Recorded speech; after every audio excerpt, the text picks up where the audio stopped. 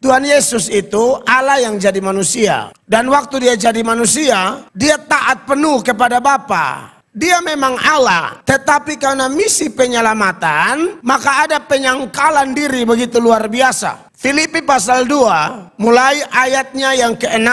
Yang walaupun dalam rupa Allah, dalam teks Yunaninya bilang begini, dia ada sebagaimana dia ada, betul-betul dalam naturnya sebagai Allah. Ini yang memang banyak orang tidak paham, lalu melihat Alkitab dari luar, lalu coba obrak-abrik Alkitab. Ilmu tafsir Alkitab tidak bisa begitu. Semua kitab suci dari semua agama itu punya cara tafsir sendiri. Al-Quran dengan cara tafsirnya sendiri, Weda dengan cara tafsirnya sendiri, Tripitaka dengan cara tafsirnya sendiri, Alkitab dengan cara tafsirnya sendiri. Tidak bisa pakai ilmu tafsir Alkitab untuk tafsir Al-Quran, itu tidak cocok. Atau sebaliknya, ada yang bilang, oh iya tapi tidak masuk akal. Oh ya wajarlah, omong tentang Tuhan bukan masuk akal, lari lewat akal. Tuhan masuk akal karena mana? Melampaui akal. Makanya harus beriman, itu cara tafsir Kristen. Saya sering tanggapi beberapa mu'alaf. Di Indonesia ini kan bebas, lu mau peluk agama mana, lu peluk aja, lu gak usah serang-serang agama orang kan gitu. Misalnya kamu kalau mantan Kristen, ya udah lu masuk agama lain, belajar sungguh-sungguh agama di sana, that's it, aman. Yang kacau selama mereka Kristen tidak pernah gereja dengan betul, atau gereja di satu gereja yang pengajarannya memang parah. Nah, jadi akhirnya saya sering tanggapi ketidakmengertianmu, baru kau bilang saya bingung kenapa Allah kok lapar. Karena Yesus kan jadi manusia, dia pakai data-data kemanusiaan Yesus untuk membuktikan bahwa Yesus bukan Allah. Ini salah. Kalau mau lihat kealahannya, pakai data-data kealahan. Bukan pakai data-data kemanusiaan untuk membuktikan bahwa dia bukan Allah. Kalau Anda mau tahu Yesus itu Allah atau tidak, data tentang kealahannya itu terlalu banyak di Alkitab. Ini ayat mengatakan, yang walaupun dalam rupa Allah, tidak menganggap kesetaraan dengan Allah itu sebagai milik yang harus dipertahankan. Tidak paham jangan komentar, karena kami di gereja kami dilarang komentar orang punya.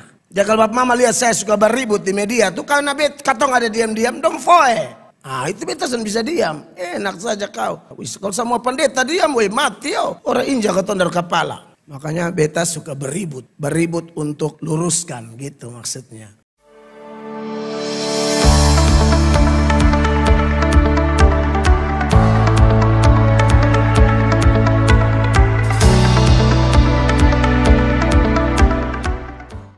Dari pembacaan Yohanes pasal 2 ayat 1 sampai ayat 11 ini, saya akan mengangkat satu tema, yaitu kemuliaan Tuhan Yesus dalam perkawinan. Sekali lagi temanya kemuliaan Tuhan Yesus dalam perkawinan. Bapak Ibu jemaat yang diberkati oleh Tuhan Yesus, khususnya Saudara Bowo dan Alin. Menarik bahwa kalau kita lihat pembacaan kita ini, dikatakan ini mujizat pertama. Jadi mujizat pertama itu Tuhan Yesus buat di perkawinan. Seturut ayat 11 secara jelas di sana, ayat ini berkata hal itu dibuat Yesus di Kana yang di Galilea sebagai yang pertama dari tanda-tandanya. Jadi ini seluruh mujizat pertama perkawinan. Jadi kalau ada sumber-sumber lain mengatakan, oh tidak, dari kecil Yesus sudah bikin mujizat, itu omong kosong. Bukan tidak bisa, tapi dia tidak pernah melakukan itu. Tuhan Yesus itu Allah yang jadi manusia. Dan waktu dia jadi manusia, dia taat penuh kepada Bapa. Dia memang Allah, tetapi karena misi penyelamatan, maka ada penyangkalan diri begitu luar biasa. Allah jadi manusia dan betul-betul takluk kepada perintah atau aturan-aturan Tuhan. Makanya di dalam Filipi pasal 2 mulai ayatnya yang ke-6, ayat itu mengatakan ini tentang Yesus loh ya, yang walaupun dalam rupa Allah, dalam teks Yunaninya bilang begini, dia ada sebagaimana dia ada, betul-betul dalam naturnya sebagai Allah. Nah ini yang memang banyak orang tidak paham, lalu melihat Alkitab dari luar, lalu coba obrak-abrik Alkitab. Ilmu tafsir Alkitab tidak bisa begitu. Semua kitab suci dari semua agama itu punya cara tafsir sendiri.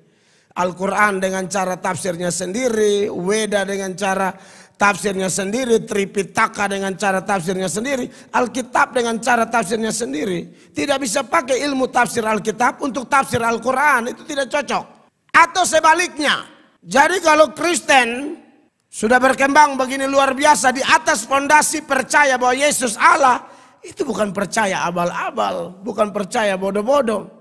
Ada yang bilang, oh iya tapi tidak masuk akal. Oh ya wajarlah, omong tentang Tuhan bukan masuk akal, lari lewat akal. Tuhan masuk akal karena melampaui akal. Makanya harus beriman, itu cara tafsir Kristen. Saya sering tanggapi beberapa mu'alaf. Makanya begini loh, di Indonesia ini kan bebas, lu mau peluk agama mana lu peluk aja, lu nggak usah serang-serang agama orang kan gitu. Misalnya kamu kalau mantan Kristen, ya udah lu masuk agama lain, belajar sungguh-sungguh agama di sana, that's it, aman. Yang kacau selama mereka Kristen tidak pernah gereja dengan betul, atau gereja di satu gereja yang pengajarannya memang parah, baca di lain, hantam di lain, jadi orang tidak mengerti. Tapi sekarang, waduh, pengkhotbah muda, calon-calon pendeta itu bagus-bagus banget dalam cara menafsir, bicara doktrinal kayak begini. Nah, jadi akhirnya saya sering tanggapi ketidakmengertianmu, baru kau bilang, saya bingung kenapa ini Allah kok lapar. Karena Yesus kan jadi manusia, dia pakai data-data kemanusiaan Yesus untuk membuktikan bahwa Yesus bukan Allah. Ini salah.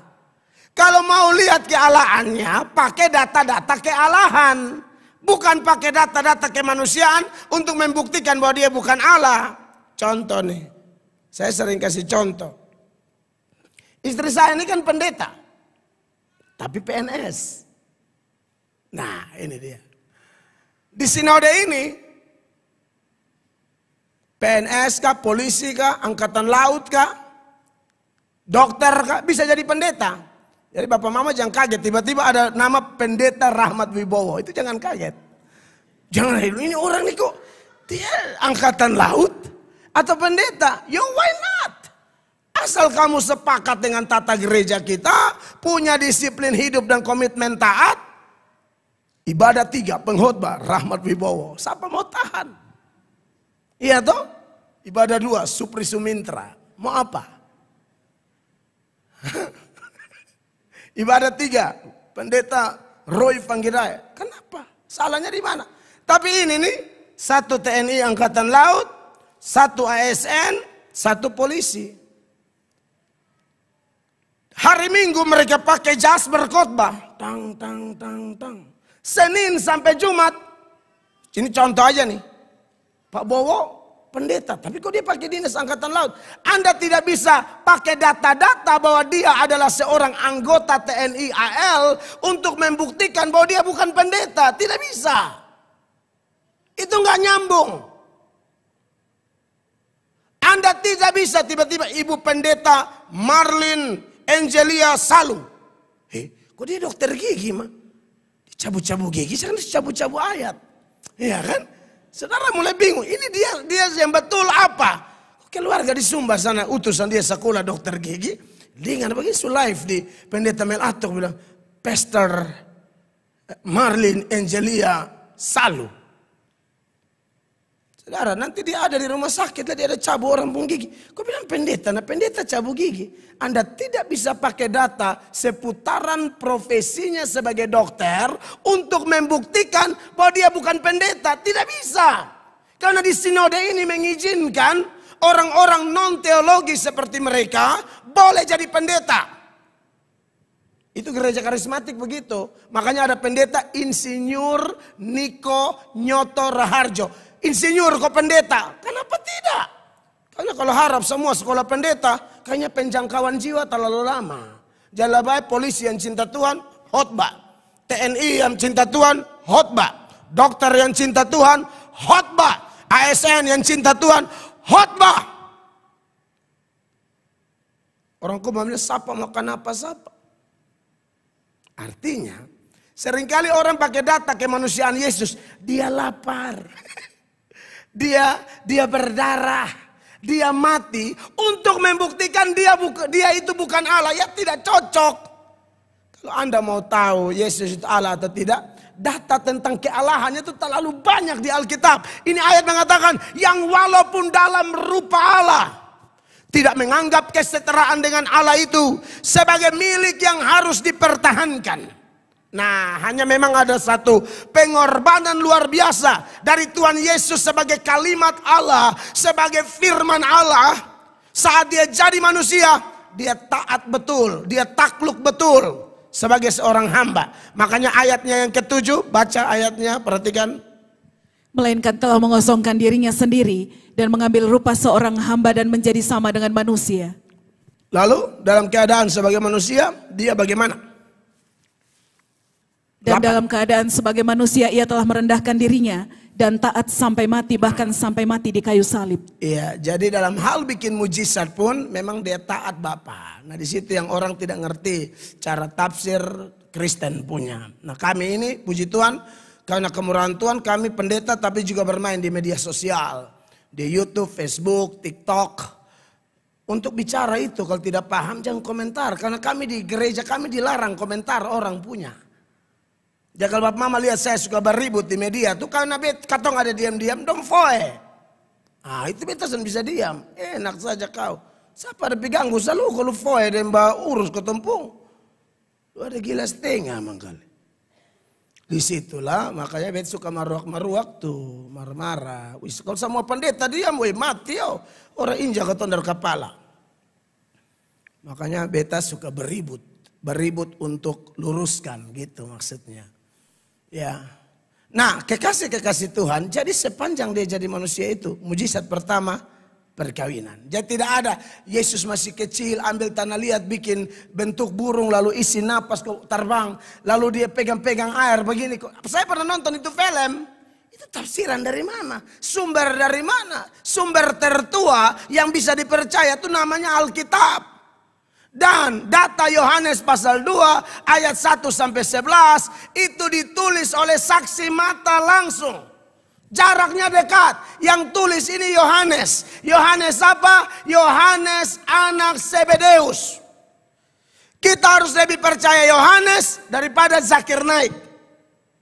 Kita harus lebih percaya Yohanes daripada Ahmad Kainama. Kita harus percaya Yohanes lebih dari Abdul Somad kalau omong tentang Alkitab. Mereka hidup satu abad dengan kita. Tahu apa? Yohanes sama-sama dengan Tuhan Yesus. Makan dengan Tuhan Yesus, raba Tuhan Yesus, baca cerita dengan Tuhan Yesus. Makanya di tulisan Yohanes yang lain. Dalam 1 Yohanes 1 ayat 1, Yohanes bilang begini. Apa yang telah ada sejak semula, yang telah kami dengar, yang telah kami lihat dengan mata kami, yang telah kami saksikan dan yang telah kami raba dengan tangan kami tentang firman hidup. Firman hidup itu bukan Alkitab, itu Tuhan Yesus, itu ayat maksud. Kalau biasa Alkitab dia pakai F kecil. Kalau F-nya besar itu pribadi Yesus. Nah Yohanes bilang tentang Yesus ini, kami lihat dengan mata, kami dengar, kami raba. Nah kesaksian mereka lebih bisa diterima dong. Orang bisa tahu saya pembapa kalau saya yang bersaksi, saya anak bungsunya.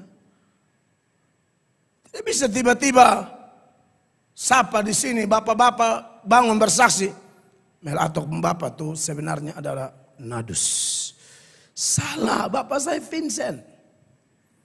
Kau tidak tahu apa-apa kok jauh omong Nadus. Saya pembapa kok kau yang bersaksi bagaimana. Kesaksian saya lebih bisa diterima. Jadi berkaitan dengan mujizat ini penting. Dan menariknya adalah mujizat itu kok dalam sebuah perkawinan. Ini apa yang melatar belakangi ini Bapak Ibu terkasih.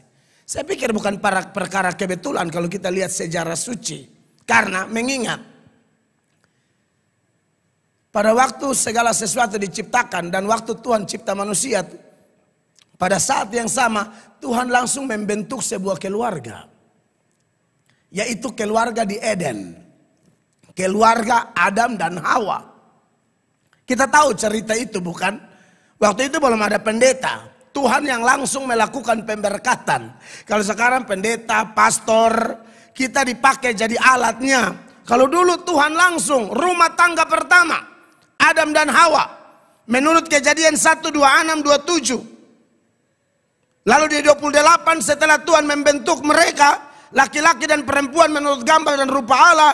Ayat 28 mengatakan di Kejadian 1 ayat 28, Allah memberkati mereka dan seterusnya. Pemberkatan pertama dilakukan oleh Allah langsung. Tetapi sangat disayangkan. Rumah tangga pertama mengalami kegagalan, saudara-saudara. Maka ini yang melatar belakangi kenapa ketika Allah menjadi manusia, dia harus bikin mujizat pertama dalam sebuah perkawinan karena keluarga pertama gagal.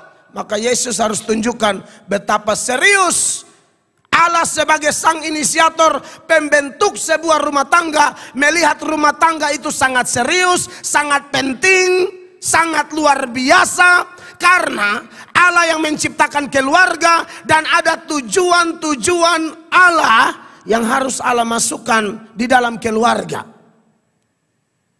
Makanya dalam konseling nikah, saya bilang sama Rahmat Wibowo dan Marlene Angelia Salu bahwa nikah ini untuk tujuan Tuhan.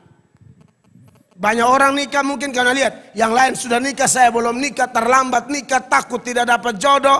Bukan begitu. Nikah itu pasti karena perkenanan Tuhan. Dan orang nikah harus ada tujuan jelas.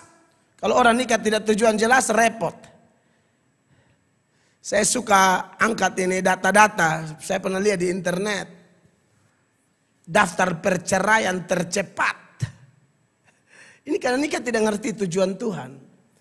Hanya mau show, pertunjukan aja di depan orang, di depan keluarga.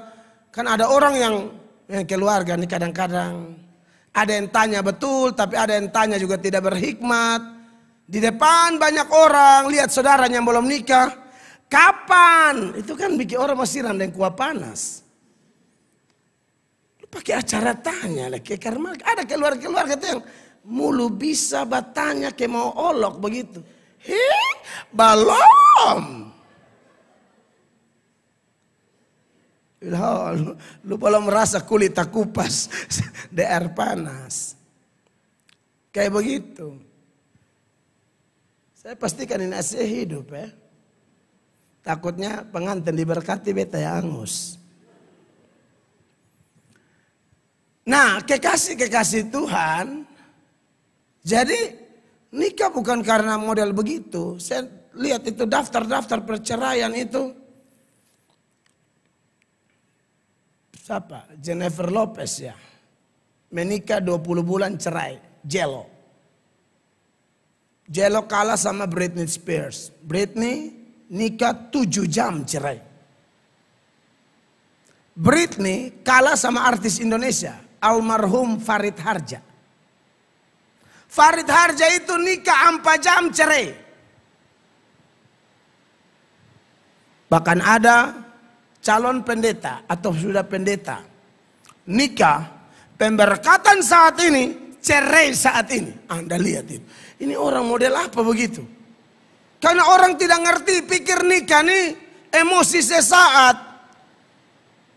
Nikah ini ada kepentingan Tuhan di dalamnya. Jadi Pak Bowo dan Kak Alin, Anda berdua harus tahu beberapa menit jam lagi Anda akan jadi suami istri yang sah. Menikah harus dengan tujuan Tuhan. Bukan tujuan Pak Bowo atau tujuan Kak Alin. Tujuan orang tua Pak Bowo atau tujuan orang tua Kak Alin. Tidak. Nikah ini tujuan Allah. Allah mau manusia, keluarga, rumah tangga menjadi alat dalam tangan Tuhan untuk menyalurkan kasih Allah, menyalurkan kekudusan Allah, menyalurkan kehendak Allah kepada ciptaan yang lain. Itu tujuan Allah. Nah, rumah tangga pertama gagal. Mereka diberkati untuk bawa satu mandat. untuk kelola ini alam semesta dengan penuh pertanggungjawaban kepada Allah. Adam dan Hawa tidak ikut aturan, jatuh dalam dosa. Makanya kenapa Yesus datang bikin mujizat pertama di perkawinan. Secara implisit mau memberi keterangan kepada kita bahwa keluarga yang sudah hancur harus bangkit kembali. Bangkit kemana? Ke tujuan-tujuan Tuhan. Amin. Bawa dan Alin. Jadi menikah tuh tujuan Tuhan. Makanya saya bilang, habis menikah pelayanan. Di sini pelayan semua, orang sibuk semua.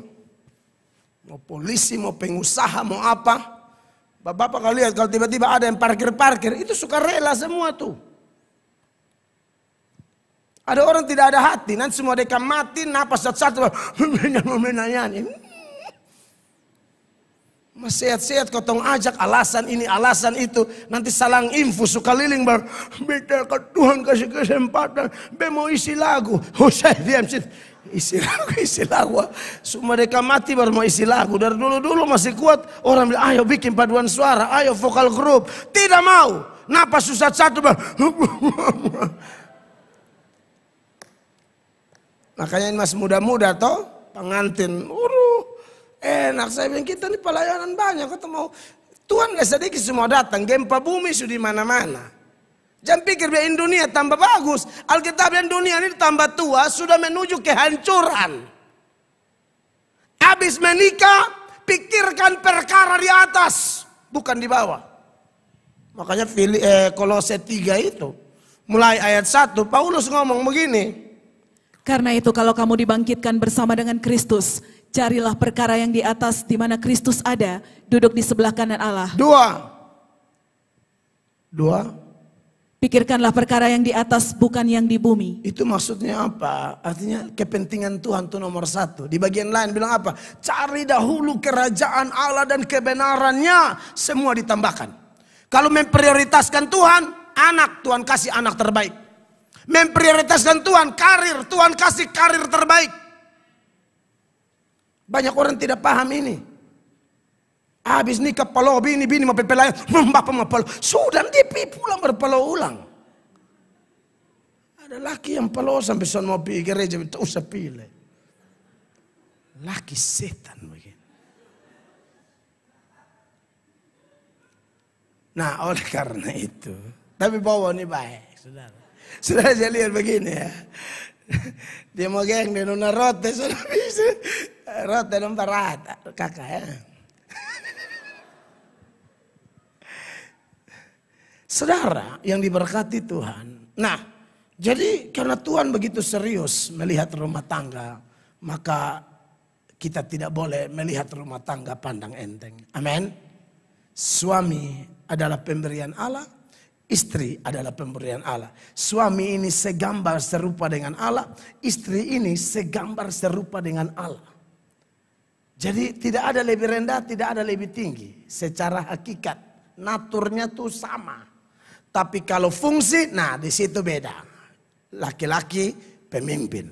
Ya, nah berkaitan dengan teks kita, karena ini sebuah perkawinan, bagaimana kita melihat kemuliaan Tuhan dinyatakan di dalam rumah tangga. Ada beberapa hal sederhana saja yang mau saya seberangkan dan saya berharap ini bisa menjadi pegangan bagi kedua saudara kita ini, pasangan yang akan resmi beberapa waktu lagi untuk menjadi suami istri yang sah. Bagaimana supaya kemuliaan Tuhan dinyatakan, lalu hidup saudara rumah tangga juga memuliakan Allah. Yang pertama menarik bahwa di ayat ini dikatakan di ayat 1 dan 2 pada hari saya tidak bermaksud mengeksposisinya, nanti lama. Saya kalau khotbah eksposisi itu 2 ayat saja itu jam. Jadi saya hanya mengambil poin-poin yang saya harus terapkan kepada kedua pasangan ini ya, atau pasangan ini. Pada hari ketiga ada perkawinan di Kana yang di Galilea dan ibu Yesus ada di situ. Yesus dan murid-muridnya diundang juga ke perkawinan itu. Nah, ini menarik. Kenapa Maria dan Yesus ada di pesta ini? Tidak bisa tidak, zaman itu sama kayak zaman sekarang. Orang yang kelihatan sibuk di pesta itu biasanya ada hubungan kekerabatan. Ya. Makanya ada orang yang kerabat, tapi kalau kerabatnya nikah, dia hanya nonton. Ini kerabat paling kurang ajar. Nanti bagian di acara baru bilang, "Soalnya ada yang toy beta, kok lucu, kapan duduk lipat tangan sah?" Padahal faham sama. Kasan ada doina tenaga toh. Setahu anak don kawin juga tangan sah. Sampai mana? Hi. Datang kipas api, sate itu bakar. Tapi ini kan sanba bakar, kan pesan di hotel. Tetapi maksud kalau dulu saudara TNTT di Kupang ini kan begitu. Kau terus buka tank semua yang namanya kerabat. Dia orang yang paling sibuk, bukan yang menonton orang. Keluarga begini lah, lu jangan muncul, banyak jangan bikin sesak orang begitu ya. Dia datang berarti hanya duduk kok hela-hela kutu. Hei, balemi. Tapi jaga kok kutu jam masuk ya. Lu bale-bale bertaruh 3 eka, bawa kuja picah ya. Nah jadi, haleluya. Acara kawin tuh jangan taruh tegang-tegang, bapak mama yang dari Sumba dong. Dan dari Surabaya kok, Pak dari Surabaya. Kakak toh, kakaknya Mas Bowo toh. Kita begini. Nah kekasih Tuhan, dengar bapak mama, bahwa ini pasti hubungan kerabat. Tapi kalau kita terapkan dalam konteks sekarang, garis bawahi poin atau kalimat di mana Yesus diundang ke perkawinan itu. Ini menarik.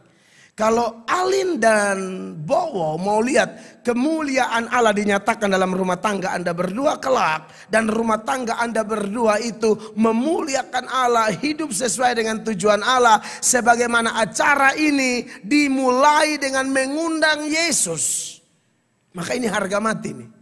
Ini harga mati. Harus minta Yesus menjadi nakoda di dalam rumah tangga.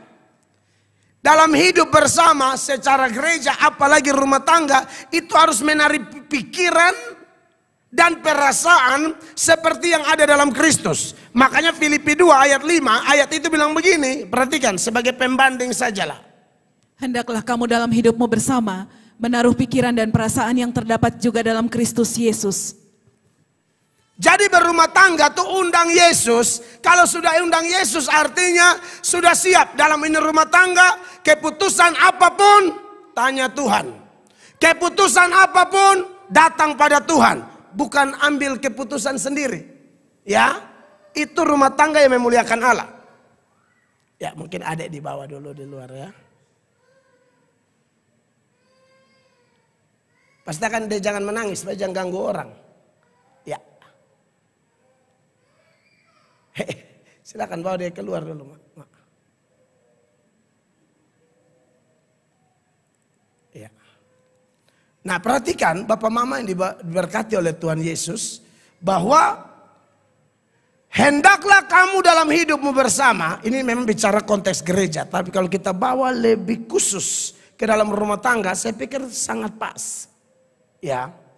Bagaimana rumah tangga yang menaruh pikiran dan perasaan Kristus? Artinya apa yang menjadi hati Tuhan itu harus ada dalam rumah tangga. Makanya saya bilang kalau suami harus kasih istri sungguh-sungguh. Ya, Filipi 2 ayat 25, Pak Bowo. Efesus 2 ayat 25.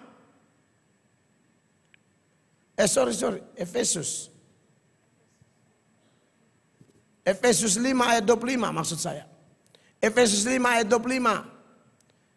Efesus 5 ayat 25, di sini porsinya suami yang betul-betul sudah undang Tuhan Yesus sebagai Tuhan dan Juru Selamat. Dia bilang begini, hai suami, kasihilah istrimu sebagaimana Kristus telah mengasihi jemaat dan telah menyerahkan dirinya baginya. Kalau orang undang Yesus itu artinya dia siap hidup seperti Yesus, arahan Yesus. Kalau Tuhan Yesus itu berkorban bagi kita jemaatnya, dan suami itu digambarkan atau merupakan replika dari Kristus, maka harus berkorban habis-habisan untuk istri. Ya, tenaga, pikiran, semua. Bekerja di otak Tuhan Yesus nomor 1, Ali nomor 2. Amin, Mas Bawa. Dengan demikian, kalau orang sudah cinta begini, sulit dia berselingkuh. Susah. Satu-satunya perempuan, tidak ada yang lain. Banyak orang tidak menerapkan ini. Makanya istri badan masih bagus begini, woi sayang mati, haleluya. Melahirkan anak pertama mulai naik. Badan tambah naik. Kedua tambah pijak. Ketiga berantakan. Nah di sini nih cinta mulai teruji. Iya toh kakak? Banyak orang kan hanya mengasihi istri gara-gara badan masih langsing, peluk masih dapat. Sekarang peluk tidak dapat, sama kayak mau naik pohon tua kan? Kalau peluk tidak dapat Mas Bawa, lari keliling. Orang-orang medis tahu jaga badan lah. Orang dokter kok tidak tahu jaga badan. Bayangkan dokter makan semua rujak cendol semua. Oh itu pica capat. Nah artinya begini. Mas Bowo. Undang Yesus. Miliki pikiran perasaan seperti Yesus. Dalam konteks sebagai suami. Berkorban habis-habisan bagi dia. Amin. Nanti kerja mau jaga malam apa di otak tuh. Istri terkasih. Itu susah selingkuh Pak. Sangat susah. Perempuan bagaimana? Kalau istri. Nah ayat 22 dan seterusnya. Dia bilang begini. Perhatikan Kak Alin. Hai istri. Tunduklah kepada suamimu seperti kepada Tuhan. Ya. Itu rumus. Kalau mau kemuliaan Tuhan dinyatakan Kak ya. Tunduk kepada suamimu seperti kepada Tuhan. Jadi sebagaimana Yesus berkorban untuk jemaat. Jemaat tahu diri dong. Jemaat harus tunduk kepada Yesus. Sebagaimana suami berkorban untuk istri mencintai dia. Dengan tindakan-tindakan nyata. Bukan hanya asal bicara. Istri respon dengan apa? Tunduk. Tunduk di sini juga manifestasi cinta kepada sang suami. Kenapa? Karena ayat 23 dia memberi keterangan lebih jauh. Karena suami adalah kepala istri. Sama seperti Kristus adalah kepala jemaat. Dialah yang menyelamatkan tubuh. Memang orang Jawa itu kan pendiam. Ya toh? Omong aja yang perlu-perlu. Nah kalau izinkan tolong kopi. Ya toh. Lah sampai yang kadang-kadang apalah kita lalu ini. Mas Bawa, perempuan NTT dan perempuan Jawa tuh karakteristiknya beda. Beda, saya udah pernah lihat di TikTok. Suaminya jelas-jelas selingkuh. Istrinya tangkap, istrinya yang dibawa ke polisi loh. Pernah loh, saya nonton itu. Sedih sekali. Ini laki lelah anak. Bini tangkap. Loh kok jadi bini yang masuk sel? Tapi kalau di NTT, oh jangan Pak. Diangkat itu bius yang di gigi itu dia taruh di papuin. Dan suntik. NTT beda. Tetapi kalaupun ada itu video-video viral ke Alin, kita tidak ikut itu. Jangan juga saya omong, oh perempuan NTT keras, tidak. Kita ikut firman. Amin. Bersyukur dapat suami yang lembut, sudah begitu lagi, tambah lagi firman bilang mesti tunduk kepada dia. Anda melakukan itu ke Alin, percayalah rumah tanggamu diberkati luar biasa. Banyak istri tidak hormat suami. Bikin suami kayak tidak ada harga. Tidak boleh. Tunjukkan kepada keluarga kita di NTT. Keluarga yang dari Rote, dari Sumba, dari mana-mana itu. Kasih tahu bahwa Ibu Alin adalah istri yang mempraktekkan Efesus 5, 22, 23. Tunduk sama suamimu. Hormat dia. Zaman perjanjian lama itu. Sarah sangat menghormati Abraham. Dengan penuh penghormatan.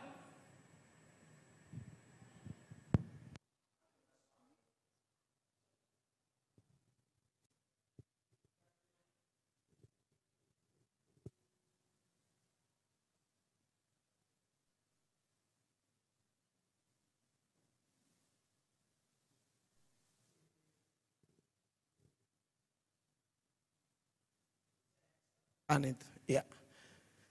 Jadi tunjukkan kepada keluarga, kepada kita semua bahwa ibu sudah mengundang Yesus. Dan buktinya apa? Saya hormat suami saya.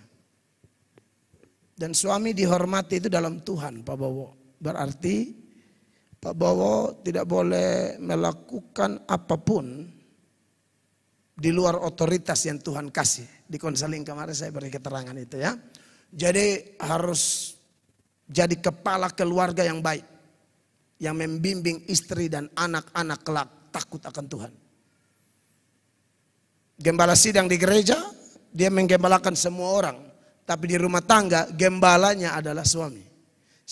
Tugas gembala itu kan membimbing, menuntun. Saya ketemu banyak. Itu terbalik. Ya walaupun tidak dosa juga, baik juga. Istri yang gembalakan suami.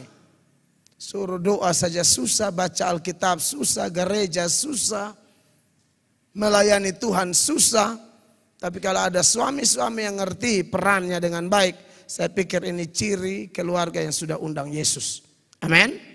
Yang berikut, dari pelajaran Yohanes 2, keterangan selanjutnya di ayat 3 dia bilang, ketika, Yohanes 2 ayat 3, ketika mereka kekurangan anggur, Ibu Yesus berkata kepadanya, mereka kehabisan anggur. Jadi saya lihat ada keterbukaan. Mereka kehabisan anggur. Ini inti masalah dalam pesta waktu itu. Karena orang Yahudi itu pesta tidak ada anggur tidak bisa. Anggur itu lambang sukacita, lambang kenikmatan. Ini jangan dimaknai, oh pesta mabuk-mabukan, bukan. Anggur tidak selalu berarti minum untuk mabuk. Yang dilarang di Alkitab tuh mabok, bukan minum. Apakah ini anggur beralkohol? Iya. Zaman itu orang minum hanya untuk memperasik pesta aja. Begitu. Dan bukan untuk mabok-mabukan. Makanya kenapa Yesus ikut bikin mujizat ini.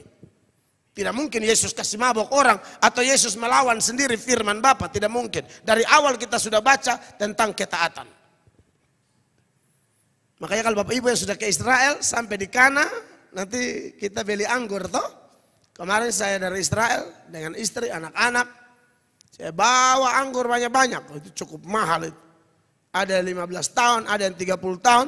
Lalu perjamuan kudus, satu gereja kita minum itu anggur.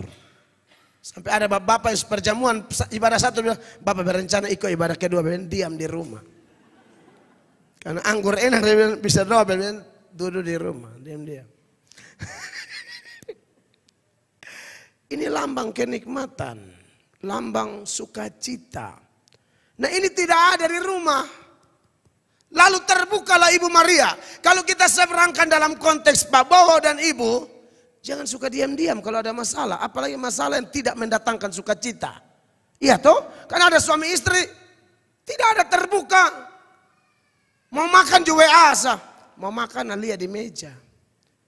Tidak ada pembicaraan, tidak ada keterbukaan. Saya tidak tahu dengan bapak-bapak yang sudah berumah tangga atau sedang berumah tangga dan yang akan. Tapi kalau kita dari pacaran aja toh, kalau yang namanya sudah ngambek, tidak bicara, telepon tidak angkat, tidak balas WhatsApp.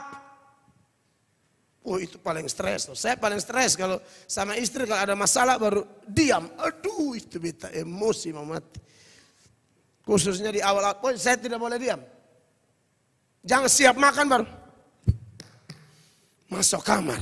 Ini apa? Ini apa? Mari jelaskan ini apa. Padahal beta cuma ngerti ini Lombok, ini apa. Tapi saya ini butuh omong. Saya bukan tidak tahu ini labu Jepang. Tahu. Makanya kita berdua berusaha makan sama-sama sampai ini hari. Saya makan saya tidak boleh saya sendiri kecuali situasional. Beliaunya ada keluar pelayanan atau apa itu boleh. Kalau di rumah harus sama-sama. Enak bercerita di meja makan, terbuka satu dengan yang lain. Jangan simpan-simpan. Kalian ngomong aja ke suami, Papa, beta tidak suka Papa begini. Han, panggil apa biasa? Yang. Yang, iya toh. Bilang sama Yang, kenapa tidak suka apa? Itu penting loh. Ini sama-sama orang sibuk. Satu angkatan laut, satu dokter. Kalau angkatan laut, ketemu laki-laki terus. Dokter, pasien. Kawan kerja. Apalagi dinas bisa sampai kadang-kadang di rumah sakit angkatan laut atau di rumah sakit mana. Saya tidak tahu, nanti Alin punya kerjaan. Tapi pasti berurusan dengan banyak orang. Nah itu ditanyai baik-baik.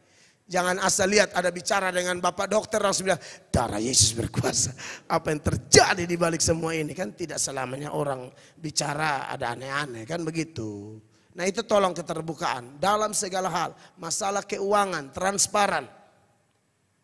Jangan kirim kasih keluarga tanpa sepengetahuan suami atau istri. Kecuali suami istri sudah kesepakatan. Mama kalau kondisi mendadak dan memang butuh gak usah tanya papa lagi kirim aja. Itu boleh. Tapi kalau yang lain-lain sebaiknya komunikasi jelas. Karena kalau tanpa keterbukaan itu kacau nanti. Ya, yang berikut. Waktu Ibu Maria terbuka tentang masalah dan akhirnya Yesus bertindak. Ayat ini mengatakan ada 6 tempayan di ayat 6. Di situ ada 6 tempayan yang disediakan untuk pembasuhan menurut adat orang Yahudi. Masing-masing isinya 2-3 buyung. Ya ini untuk tidak ada urusan dengan anggur ini. Yesus berkata kepada pelayan-pelayan itu, isilah tempayan-tempayan itu penuh dengan air. Dan mereka pun mengisinya sampai penuh. Dan akhirnya terjadi mujizat. Kemuliaan Allah dinyatakan. Yang pertama undang Yesus. Yang kedua ada keterbukaan. Yang ketiga taat saja. Kadang-kadang perintah-perintah Tuhan itu tidak masuk akal Pak dan Ibu. Tidak masuk akal. Tapi taat saja. Tuhan janji kepada Abraham akan kasih anak. Tunggu. 25 tahun baru kasih anak. Sudah dikasih malah Tuhan minta. Persembahkan anakmu yang tunggal itu. Yang engkau kasih yaitu Ishak di Moria. Ini kan tidak masuk akal. Buat apa kasih saya anak dengan penantian lama 25 tahun. Lalu minta untuk jadi korban persembahan, korban bakaran. Tapi Alkitab mencatat Abraham no complain. Dia taat sama Tuhan. Sekalipun dia tidak mengerti ini kenapa. Simon Petrus, Tuhan pinjam perahunya menjadi mimbar untuk berkhotbah dalam Lukas pasal 5 ayat 1 sampai 11. Petrus itu sangat paham dunia penangkap tangkap ikan, nelayan apa semua masalah Danau Galilea. Petrus paham. Malam ikan banyak, siang tidak ada ikan. Tapi Tuhan Yesus habis khotbah, Tuhan Yesus bilang, Petrus tebarkan jala. Saudara pulang baca di rumah saja. Lukas 5 ayat 1 sampai 11. Petrus bilang, Tuhan semalam-malaman. Ungkapan itu mau bilang, malam yang ada ikan aja kita nggak dapat. Semalam-malaman sudah kami. Tapi karena guru yang suruh ya sudah kami taat juga. Setelah mereka tebarkan siang hari. Saya kalau ke Israel, saya pernah tuh saya tebarkan jala. Memang tidak bisa dapat. Danau begitu besar, Galilea begitu luas. Ikan tidak ada yang naik, siang-siang tidak ada. Beda dengan Sungai Yordan. Sungai Yordan saya baptis orang di sana. Itu baru baptis ikan lele, sutoto kaki dong. Orang Israel kan tidak makan lele. Itu barangnya di pura habis itu lele. Tetapi yang namanya perintah Tuhan, sekalipun tidak masuk dengan akal kita, pengalaman kita, hitung-hitungan kita, taat. Amin. Nanti kalau sudah berumah tangga, dua-dua ada gaji toh. Taat perpuluhan. Contohnya. Jangan pikir-pikir lagi. Wah ini kalau kasih perpuluhan, ini ingat perpuluhan itu perintah Tuhan. Tuhan tidak miskin. Itu melatih ketaatan kita mulai dari perkara kecil yang bernama keuangan. Kalau dalam hal keuangan saja kita tidak takut Tuhan, hal lain pasti kita gagal. Kalau hal keuangan saja kita tidak takut Tuhan, yang lain hancur.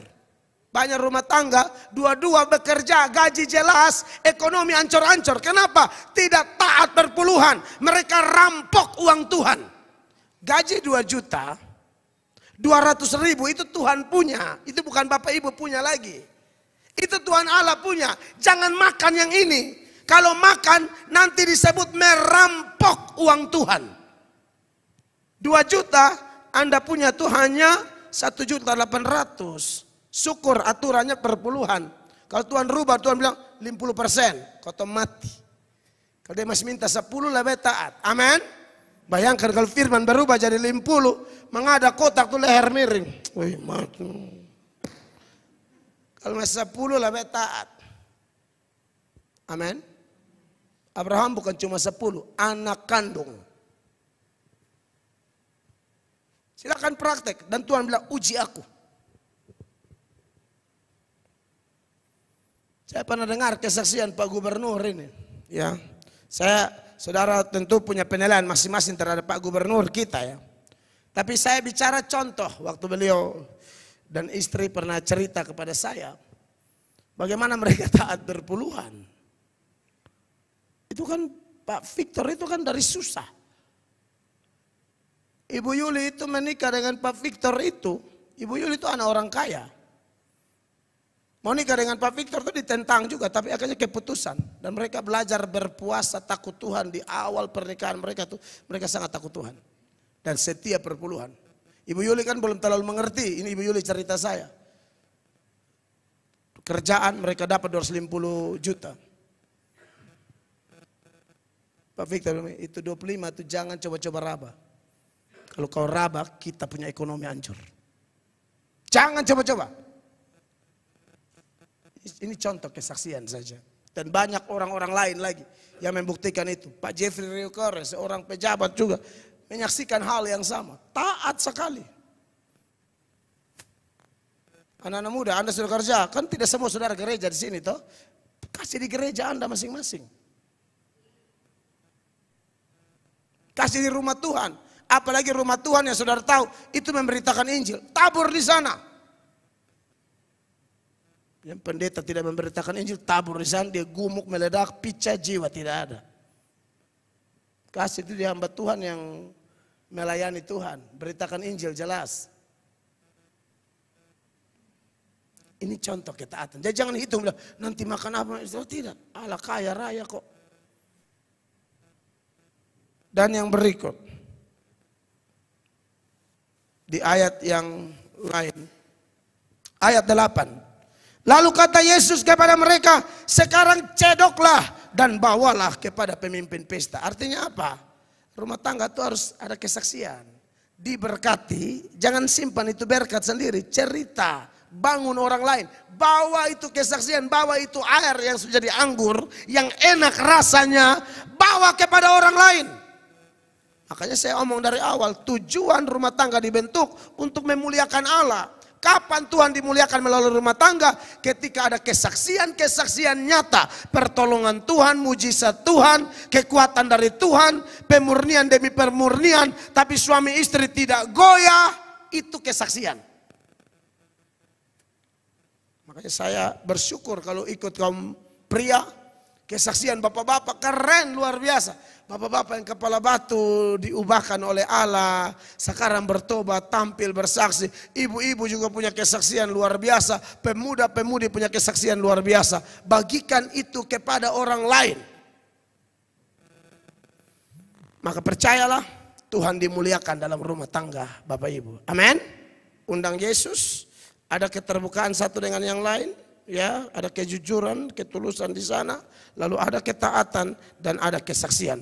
4 hal ini saya pikir sangat mantap kalau diterapkan sungguh-sungguh. Tentu masih banyak hal lain, tapi saya menyampaikan 4 hal itu saja dan kiranya Tuhan dimuliakan dalam rumah tangga Anda berdua. Tuhan memberkati, beri tepuk tangan yang meriah bagi Tuhan Yesus.